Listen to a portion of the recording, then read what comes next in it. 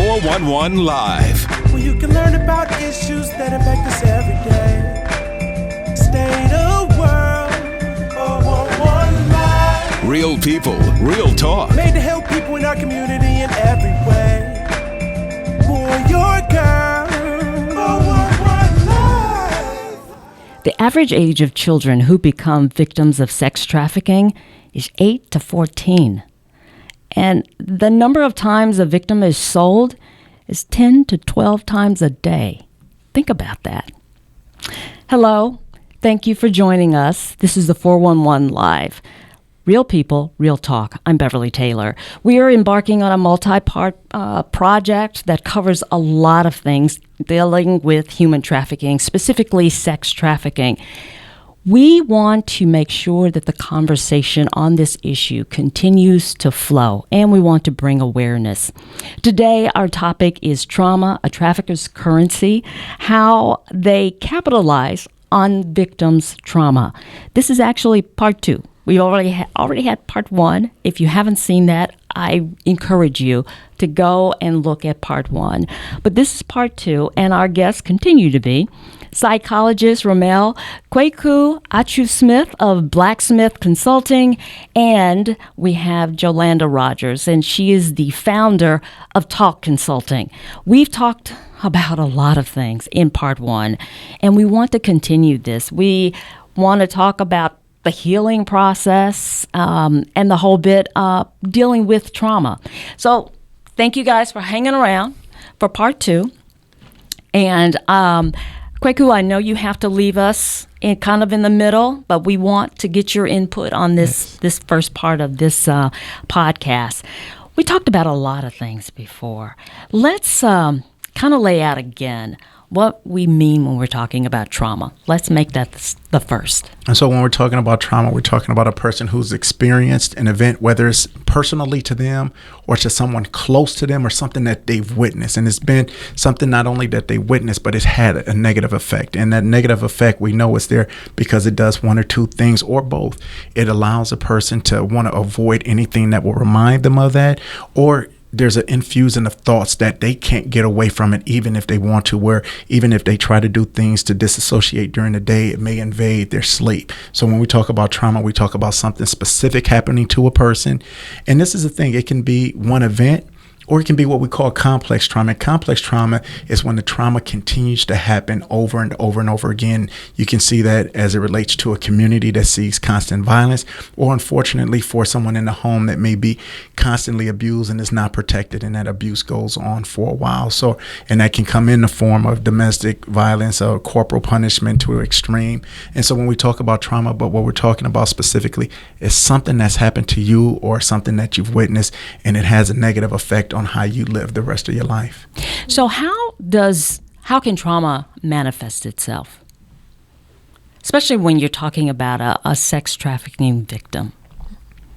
Well, I think with trauma, you can also have like a delayed onset where sometimes like you don't even know that you've been traumatized because it's just you're going through the moment. And it sometimes the moment can even be pleasurable with some of the trauma that you go through. And it's not until some time period later you recognize, man, wow, I was manipulated. Wow, something was stolen from me that I didn't even realize was being stolen from the moment.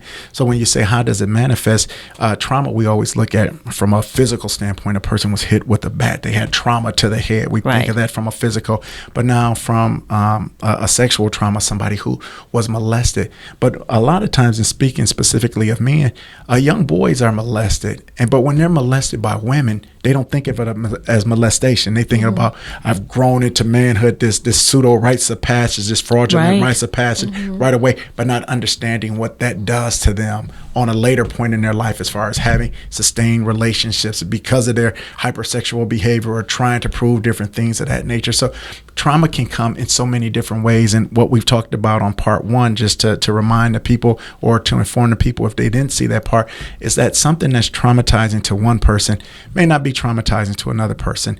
And something that we think is very small or minor could be something that extremely traumatizing. So when we talk to young girls and young ladies about unwanted touching, it could be a touch that's on your shoulder, but it's so creepy that when anybody ever else touches you on your shoulder, it's ruined for life because that's the trigger where it was. So what we never want to do is minimize what a trauma can be. What we want to do is listen to the people, let them talk, give them a voice to be able to express their stories. And as they talk, now we understand the avenues to help heal.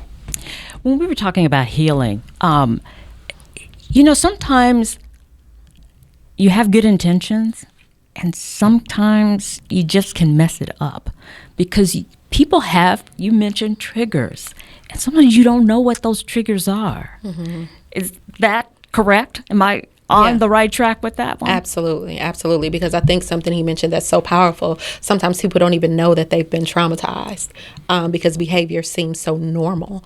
And so they're living a life, and to them, it is normal. You take a person that experienced repeated childhood sexual abuse. So they are having complex trauma. They get introduced into the life of sex trafficking. They experience that. They are re-traumatized and re-victimized in that life. But because of where they started from, all of this is normal.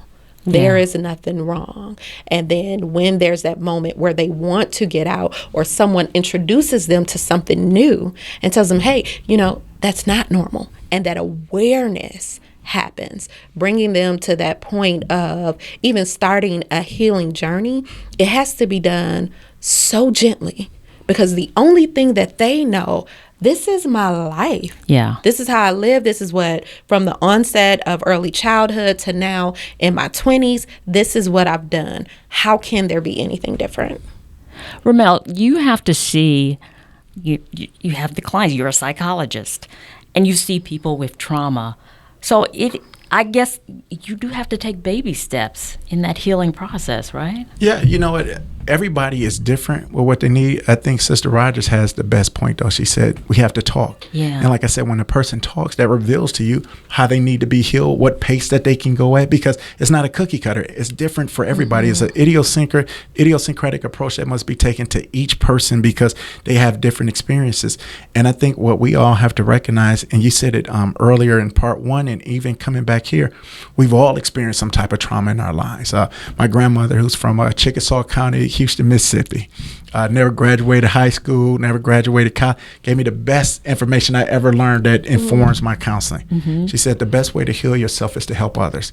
And I think that's why so many people who have been hurt, we talked about 5 and 9 and 7 on the 8 score, people who have been hurt, who've seen different traumatic experienced dysfunction, but somehow has had a level of resiliency to overcome and say, I want to give somebody else some of the things that I got. So when we think about it in that form and fashion, you say, where's this person at on the scale? And then let me help them. Because when we talk about trauma, we've been kind of reducing this to a person who's been sexually trafficked and who's been it's a lot of people who do some great things in this world that behind closed doors, when they can take that mask off, deal with a great weight of trauma. And oftentimes we're in awe when we hear about our favorite superstars or celebrity darlings, and they tell something, you say, I never would have thought. Right. And I tell people, if it can happen to you, and it probably has. And you're going back to kind of like the sex trafficking, the stats are 1 out of every 3 young children, 1 out of every 3 young girls are molested, 1 out of every 4 boys. I would suggest that number is extremely higher. Those are the numbers that's reported. Right. And for when you have a reported number, there's going to be some people who say, that didn't happen to me because either one, I don't want to tell you it happened, I'm too embarrassed to tell you, or it happened and I don't even remember it happened. Yeah. Or it happened, but I was so young, I didn't know. The eye-opening experience I had was doing my practicum internship with the Department of Corrections. There was a mother. She had performed fellatio on her 6-month-old child, 6 months. And she turned herself in. That's the only reason anybody knew. But that boy doesn't understand what happened, but biologically, his brain still recorded it. Absolutely. And there's going to be issues that he's going to deal with that he doesn't even know has happened. So when we start to talk about, there's a doctor out of Canada named Dr. Gabor Mate, and he says the brain records like no other organ in the body. Yeah. So even though we're younger, from 0 to 5 is the most impressionable time on the brain. Your brain is 90% developed by the age of 5. Now, we said it doesn't fully develop until you're 25, 28. So just think about that 0 to 5 age when we think about personalities being set. You just think about it. Anybody who's listening now, if you're old enough, think about a friend when they were 3 or when they were 7. As an adult, they're the same person. Unless something extremely different has happened, they have the same characteristics, same thing. They say, you always been a sweet little boy. Oh, he done always been the same mean little son. Because that 0 to 5 is so big on our limbic system, and the brain grows sequentially. And the beginning part is less plastic, meaning less amenable to change. So the things that we learn in the beginning is like cement. That's the hardest and the most difficult to change. And so we talk about creatures of habit. Why can a person pull you in from those different areas? Because if that trauma happened early, and I've detected that as a trafficker, I know where to go into. So I'm not talking to a 29-year-old. I'm not talking to a 23-year-old. I'm talking to that 2-year-old who is vulnerable, that I can go into that 4-year-old who is vulnerable, that 8-year-old who is vulnerable, and is less likely to change. So when we start talking about, as an adult, I don't want to do this anymore, that's hard enough to change. But when we start talking about those really serious issues, very difficult, but not impossible. Absolutely. But I've heard people say when something happens, a death, whatever it might be, oh, he's just 2, he's just 3, so he won't remember it. He's 7. What kind of stress can he have? Right. Yeah. Right. So here's the thing about 2 and 3 and 7 and those core wounds. We're talking about pre-verbal trauma. And those are the things that we experience now that we can't put the words to. I don't know why it is, but every time Sister I'm Rodgers, around, you got to rewind that and say that again for the people. That pre-verbal trauma, again. it's the stuff that we can't put words to, but we live them out. Yeah. We don't speak it, but we act it. It's every time I come into a certain room, I don't know why I just feel nauseous at grandma's house. Yeah. But that pre-verbal trauma, or even when, like some of my own healing work that I've done for myself, areas where it's like, I can't explain why I feel this, but I know that I feel this. And just because of my background, it sent me into, okay, where did I live? When I was 2, who were my caregivers, who were around me, and like what types of things were going on, and I've been able to reconcile that. But you take someone that hasn't been on a journey, that doesn't understand this, and so that pimp, he knows that pre-verbal area. And so she doesn't understand, he doesn't understand. Why am I okay with him doing this? Why am I not responding to him touching me that way, or to him hitting me that way? Even when we look at some of the things like physical abuse, because something in us identifies this is normal, this is okay. Before I have words to explain it, I agree with it. And so now I live it. Wow. Pre-verbal trauma. Yeah. Do you have it? Think about it. We're going to take a break. We'll be right back.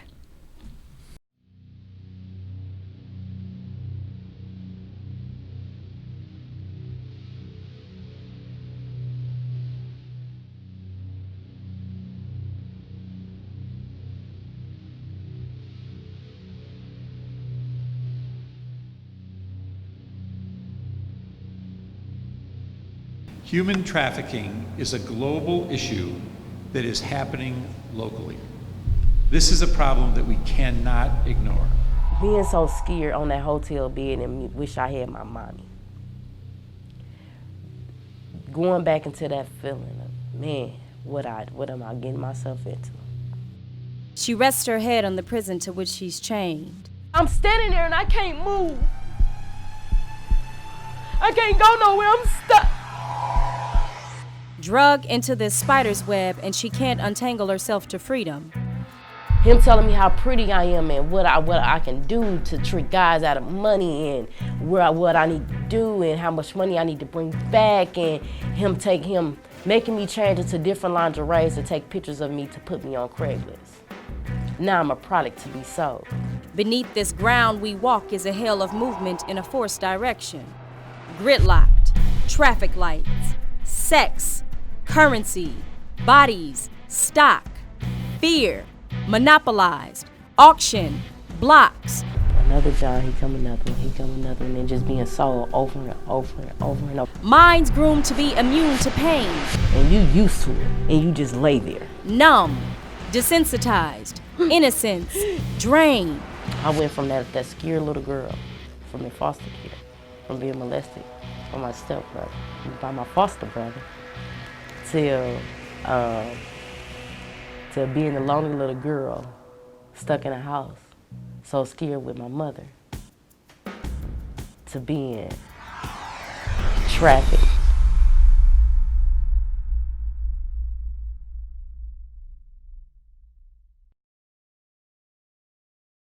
Welcome back. Our psychologist, Ramel, had to leave us, but we thank him for giving us the time that he was able to give us. And, of course, Jolanda Rodgers is still here, and she is the founder of Talk Consulting, and we will continue our talk about trauma. So thank you for staying and giving us this time in our part 2. Let's go back in the time that we have, talking about the healing process. Yeah.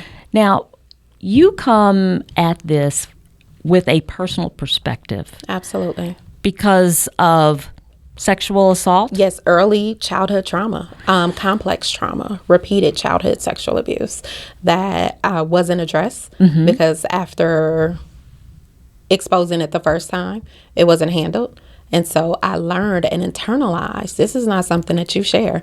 It's not something you talk about. It's not something you tell someone. And so I held it. Yeah. Yeah. Yeah. So how did you find that it kind of seeped out as you grew older? You know, I was talking to psychologist Ramel about a study that I was just reading about post-traumatic stress and then post-traumatic growth, and how the level of resilience a person has really impacts like how that post-traumatic stress disorder can actually turn into post-traumatic growth. And I think that's what I've really experienced. It's been over a decade I've been on a healing journey. So it is not something that has happened overnight. And so because of that, my passion, my purpose is to see others heal. And I know that healing happens as we talk, as we process, as we sit in those core wounds in the presence of somebody that's non-judgmental, that's willing to allow us to have that space, doing some exposure therapy to where the things that we've experienced and the things that we've seen don't sting as much because we're able to talk about them and articulate them and not be judged by them. And what I firmly believe is that behavior modification only comes through healing transformation. So when we're looking at bringing someone out of the lifestyle of being trafficked, to change that behavior, they've got to heal. That's the only way. You can't preach it out of them. You can't church it out of them. You can't condemn it out of them. You can't shame them out of it. They have to heal. We through a part 1 and maybe a little bit in part 2, we mentioned ACE, that adverse childhood experience, and there's the test. So go online, ACE test, just Google it, and you'll see the test, and it'll ask a bunch of questions, and then it'll give you a score. And the higher your score, the greater your risk factor. Yes, basically for you're predisposed. Health and all these other adverse things. But take that, but also Google resilience test and look at that too, because if your resilience is high, then those adverse effects won't be as high for you. Yeah. Correct? Yes, absolutely. Now, you were saying that when this happened, that first time, you told somebody didn't react correctly. The first time that I was aware of. And so remember earlier we talked about that pre-verbal trauma. Right. And so during the process of my healing, I learned as more wounds unlocked and more events unlocked, more memories unlocked that I had so far suppressed and was not aware of. But the first event that I do remember that I told someone, it didn't go well. And so for a while, I felt like there was just this mark on me, and women that I've spoken with that have been trafficked and that have experienced severe trauma, many of them talk about just feeling marked. Like my whole life has just been full of so much trauma, full of so much pain, and not feeling like there's an outlet to escape it. So it seems like that's an area that could hit all of us. For sure. If somebody comes to us. For sure. To tell us that something like this happened, how we react. Yes. That's pivotal. Yes. It could it's send everything. them, determines where they go next. So how do we make sure that we react correctly? Yeah, well, first of all, I think it's important that everyone understands that each person is a catalyst to another person's healing. And that happens simply by your presence and your willingness to respond and be in the moment with them. Most times, trauma is difficult to deal with. We don't want to be there. Yeah. But just remember, as much as we don't want to be there, the person that has experienced They don't want to be there either. like, right. It's even more severe for them. So just that willingness to be present, to allow them to express what has happened, to sit with them. I am a big advocate for therapy, and I'm also a huge advocate for inner healing counseling, which is just a type of formational prayer that allows you to, again, see where the presence of the Father was when the trauma happened. Because if you are a believer, a person of faith, then you believe that there is a higher power for me. I believe that God is with me all of the time, is with me at every moment in my life. Then it's sitting in that pain, in that moment, and asking him, where were you? And inviting him to heal that part of us that felt him absent in that moment. Wow. That is what has brought the most healing for me. When I talk about, again, the decade of just going through different elements of the healing process, really being able to welcome him into my pain and to know that I've never been alone in it has transformed and unlocked my silence, hence why I talk. Right. Yeah. Right. So talking it out is so important, but it is so difficult for many people. It is. Because when you talk about it, you are laying everything out. You are as vulnerable as you were when it happened. Right. Yeah, you really are. It's the exposure, it's the nakedness. And I have a pamphlet that I talk about for survivors, the aspect of power loss.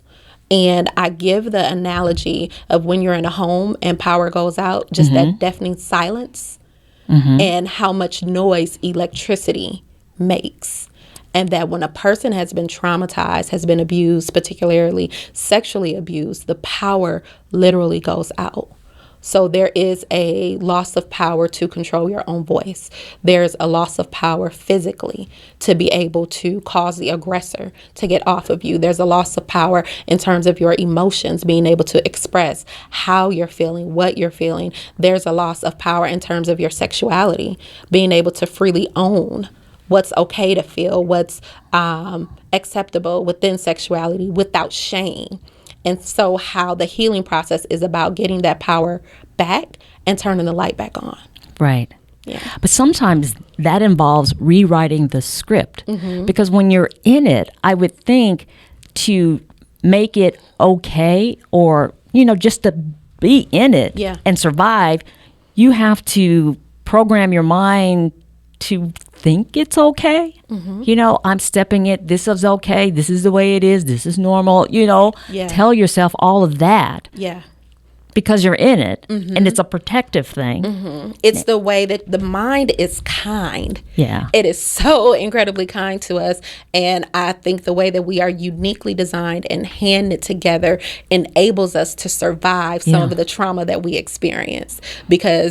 Which is the whole notion about dissociating when situations happen. We step out of ourselves because if we were present in that moment, it would be too much for us to handle. And so it is that area of self-protection and self-preservation. But when it's time to heal, you've got to be willing to go back to that place, and you've got to do it in community. So when we say, I dare you to heal, we're talking about bringing together community, inviting people to go to the lighthouses, to come to different organizations. Everybody's journey looks different.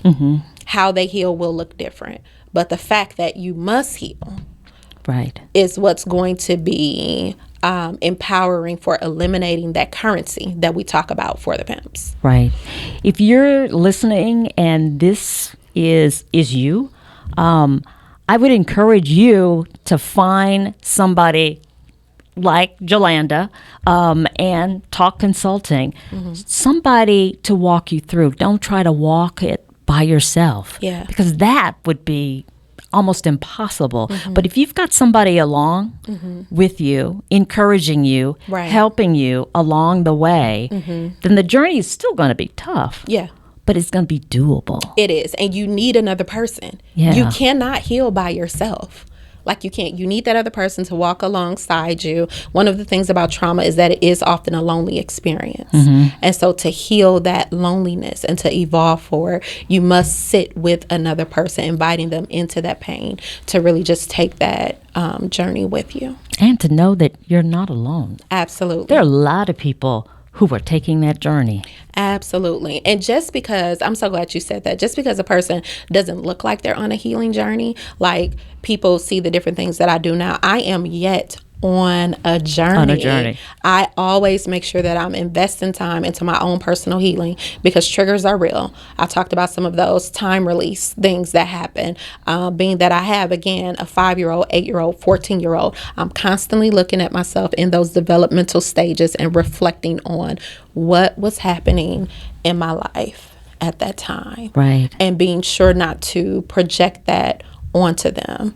But I also understand that there are mothers like me that have daughters. And because they have not accessed that level of healing, there is such a deep projection, which creates that mother wound, that feeling of rejection, which again is another form of trauma that creates that currency. So it's a whole cycle of making sure that we are healing as a community. And healing, if you don't do it for yourself, if you have children, you are doing it for them. Because when you heal yourself, then you have more positive things to give to your children. Absolutely. But when you're wallowing in it, your reactions, your speech, that can be distorted. Yeah, it totally can. I'll just give an example.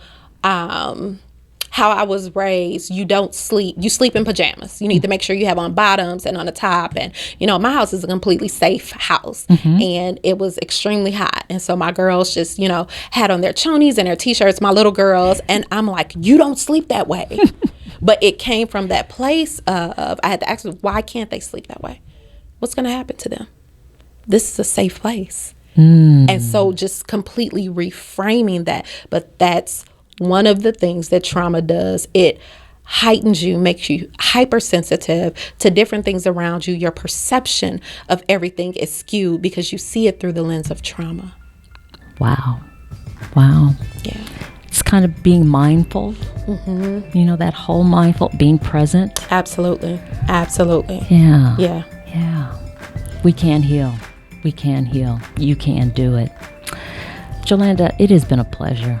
Thank you. It has been so excited to sit here with you. Thank you so much for joining us. And if they want to reach you, just go to your website. For sure, you can definitely go to my website. In the fall, I will actually be launching a soul healing experience, which is a small group community that will walk through trauma, walk through emotional echoes, which are just kind of reoccurring thoughts, and figuring out where those are coming from, and also walking through core wounds. So groups will do that in about 3 to 5 participants, and then they'll also have one-on-one sessions with me to just kind of talk about their healing journey and really further them along the process. Excellent. Yeah. Excellent. So talkconsulting.net. Very cool. That is great. Well, we've done it. Part 2. And you stayed here. So thank you for joining us. Thank you for having me. Now, if you want to get more information about the topics that you've heard, Part 1, Part 2, any of the other podcasts, simply go to our website, www.the411live.org. You can also check us out at Facebook, IGTV. I have to look at this script because we're everywhere. Subscribe to our YouTube channel. Follow us on Twitter. We're there. I want to also remind you that we're a nonprofit organization. We're trying to do a lot of things. We're trying to do many podcasts, workshops, and there is a docuseries that will be also coming out, and it will take you into the world of sex trafficking through the eyes of a survivor. All this stuff takes money. So if you are so inclined, we ask you to please donate. Simply go to our website, www.the411live.org. Your money will be used in a good way, And hopefully we will continue this conversation on sex trafficking. We will improve the awareness, and we will improve the healing, because there are a lot of people out there who need the healing process. And this is the place to get more information. So thank you for staying with us all the way through. This is the 411 Live. Real people, real talk, and we'll see you next time.